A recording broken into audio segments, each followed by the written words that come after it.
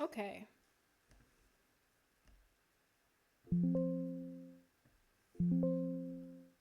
Perfect. Hello everyone, welcome back to another playthrough. The last case of Benedict Fox. Last time we managed to get into the laboratory. That's where we are now. And because of that, we can do hopefully one of the main objectives here, which are find the missing pages of the ritual and search for the unburnt page in Father's Limbo. So this should lead to getting one of those things. So let's do it. Live the memory. He felt wronged and mistreated, yet still somehow guilty. A dangerous mixture. He looked so angry, so helpless. With no one by his side, he didn't know where to direct his anger. Another one. James' ritual page, second ritual page. It survived in a way I cannot explain. I know I'm not this lucky. I don't believe in divine interventions. I have the page though. One more and we'll be free.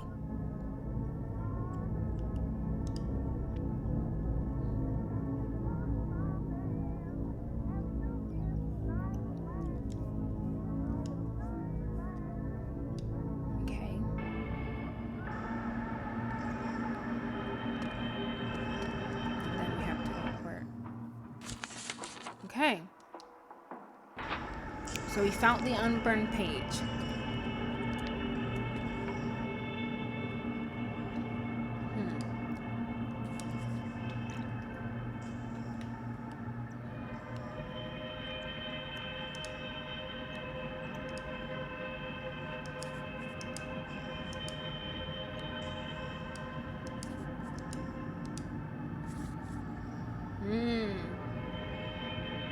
So there's a particular order.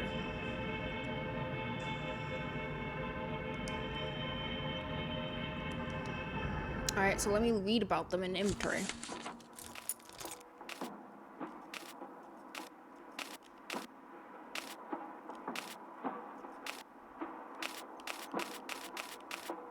So there's this that's going out. The last dying breath of Saint Stephen, the first Christian martyr. He died for his beliefs. The wooden heart and oxygen were made to greet the Rubba. So I guess this will go to the heart. This will go towards the throat. And where else to go up higher. So this is the heart.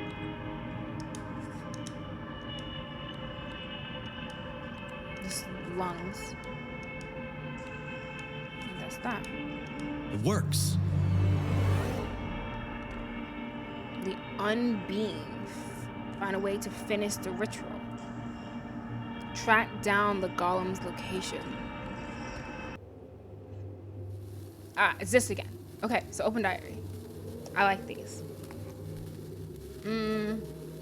So this would be 8,576. 8,576. 8,576.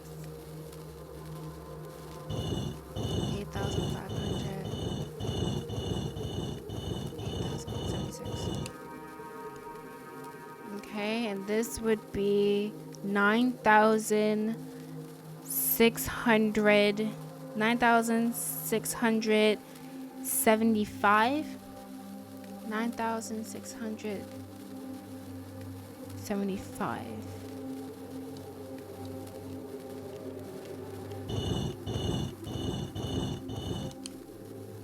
Okay, and then this would be 4,444.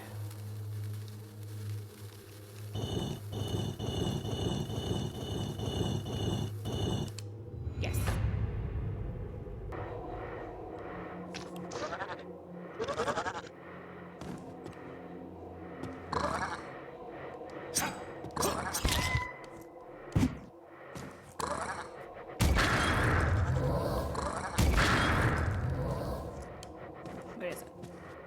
black flame candle.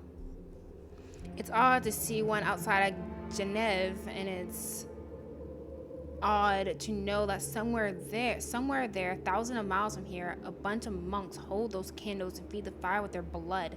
Lost in a trance, they chant, opening up a passageway for the inquisitors to send their projection to a person's mind. There are better methods, but the order doesn't like to stray from the old and tried ways. That's actually funny slice. But yeah, he's something called Alan in D-Gram and something called Exorcist. And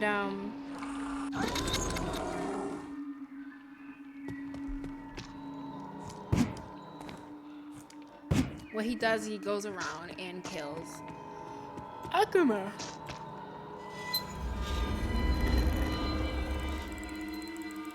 And yeah, that's about as much as I know.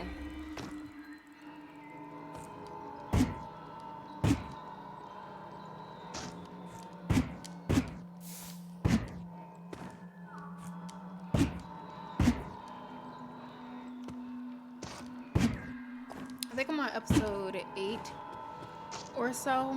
Oh, I guess I do know more. The main big bad is someone called the Millennium Earl. And he's looking for something called innocence or something like that.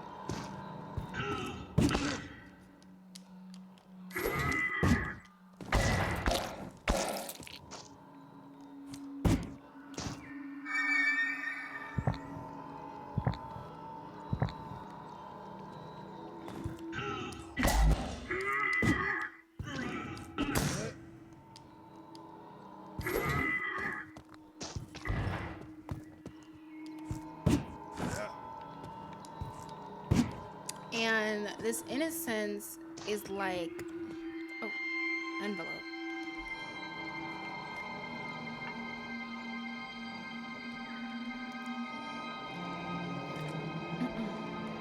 The envelope gives a strong men's perfume scent. The letter is unreadable. It's completely soaked with tears. The paper is punctured with fingernails. Whatever it was, must have hurt her.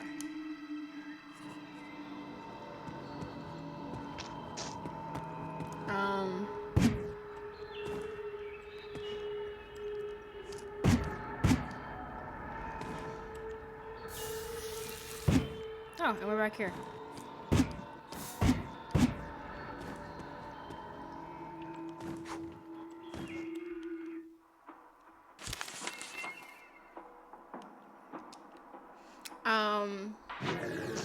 I can't remember exactly why it is the Millennium Earl wants to collect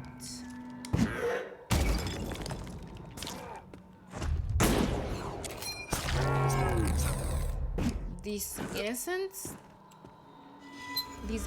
fragments, but he does, and if he does, I think it's like he can destroy the world. So Alan and other exorcists are working to see if they can defeat the Millennium Earl, who is an Alphamar, by the way. Oh, we're back here. That's fine. I want to stop now anyway.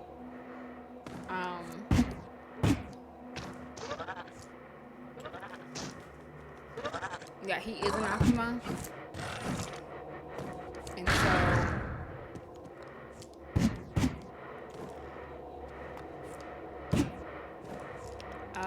they're working to not only keep the Millennium Earl from finding the innocent pieces, but they're trying to find the innocent pieces as well.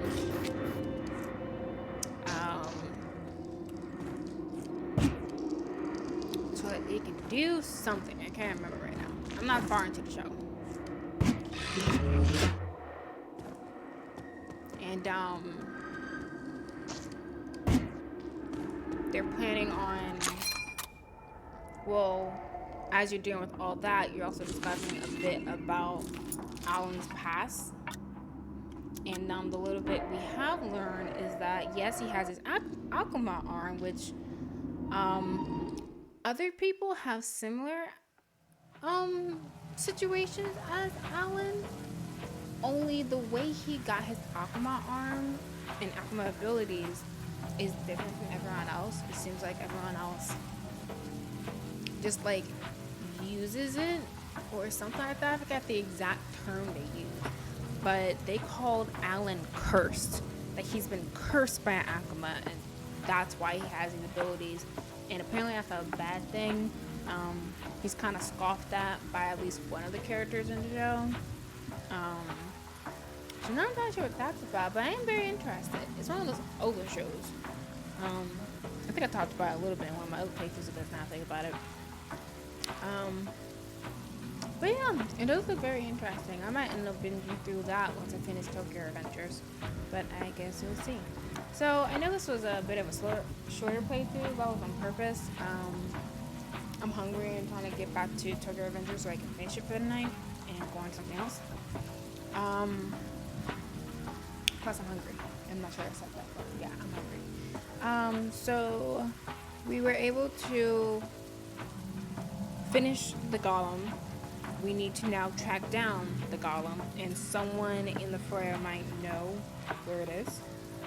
And we've also uncovered a bit more of the woman's limbo. So we're probably going to continue exploring the woman's limbo next time. And hopefully we can find that last page of the ritual so we can finish it. Not sure if we're almost done with the game. Honestly, kind of shocked we haven't had more boss fights occur.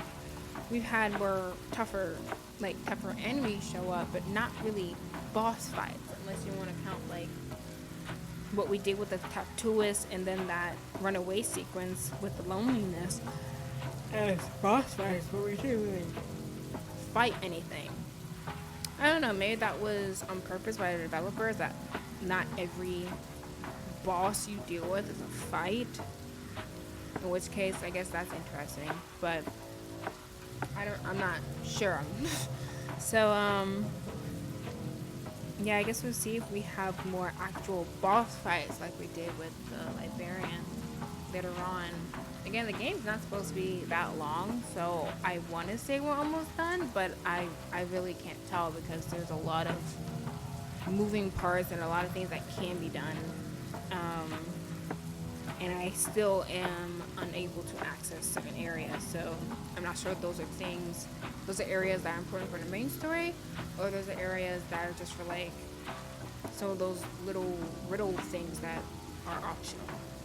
I don't know, but we're going to try and see if we can focus on the main story and get through the rest of the Mother's Limbo and find that last piece, or that last page, and see what happens from there. So that's it for today. Thanks for watching. I'll catch you next week. Bye bye.